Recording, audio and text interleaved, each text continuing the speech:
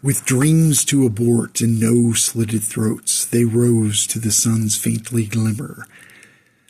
Of Izzard no sign, which to all was just fine. The trace of the mark thus grew dimmer. They marched day and night, past sun's greatest height, far too excited to sleep. With map and with coin from goblins purloined, forgotten the fate of the sheep. The village by noon was not all too soon, late breakfast at good Thompson's Inn. Repose for the day to beds made of hay, in what but a barn had once been. Food could be had, but not on a tab, prepared at the tavern within. For ale and for beer, proceed to the rear, and enter the good Dewdrop Inn. Of honey and wheat and nearly fresh meat, of fruit that was baked in a pie, of bread on the sill, of garlic and dill, of cheese that was caked in a rind. Matilda the Hun, hair fixed in a bun, toothless and mind somewhat cracked. A Sutter was she, by marriage only, a relative of famed Bourget clan. What humor her way, what mood for the day, Matilda was oft less than stable. How sweet with her smile, what innocent guile, as she cracked some fool's head on the table. Though mellowed with age, rage was her way. Of fairies she saw many, too often.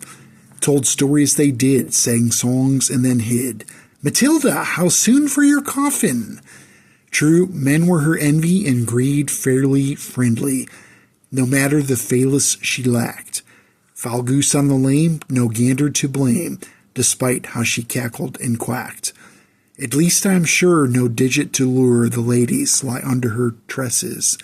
I could say it so, though I really don't know what truly lurks under her dresses. Matilda was daft, 'tween ears quite a draught, too likely to blow with the wind.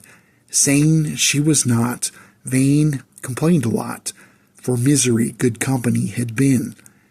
With friends such as these no dragons are needed, nor demons who need not apply. Trust not in such likes, for when the beast bites, you'll never know who or quite why. Saul's brother was dark from far-away parts, the forest along the northern rim, from where hence arose Claudia and Catania both, though kin not nor known unto him.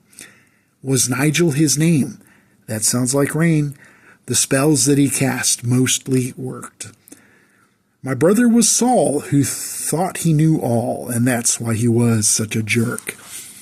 When asked why it be that run not did he when bear came into the wood, I know not, cried he, why animals like me, though sometimes really I should. A knight of renown, thought Derek from town, of he and his ambiance to spare. What feather in to lack, he still had the knack, was eager and quick on the dare. Shotash could dash down hills in a flash, atop planks made of smoothly worn wood. Once Derek did try, though not did he die, he bloodied his nose up real good. Vince Schnorgelblatten, dart champion of Ashton, had challenged from town to a round. Though Derek didn't win, the favor had been returned on the range out of town. With bow he was faster, he simply was master, out-knocking most 3-1. His arrows flew truer by a factor of 2. Of Vincent he defeated 6-0. Felindria had brothers and significant others, like Gangor and Grugor and Greylich the Obscure. Hairgrower the Hammer-Fisted, but one to be listed, and Grimlock, though be I not sure. Mithrax grew tired of Darkwater mire and called at the good Dewdrop Inn. The beer, it was better, I don't mind the fetters or stocks for the few who would sin. A chain for me fetlocks, much better than wedlock. Let none of these ales go to waste. Tall tales aside, I do here reside, for the beer is but better to taste.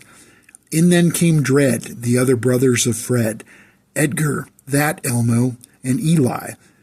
At work in the field their fury would yield some day, thought Fred with a sigh.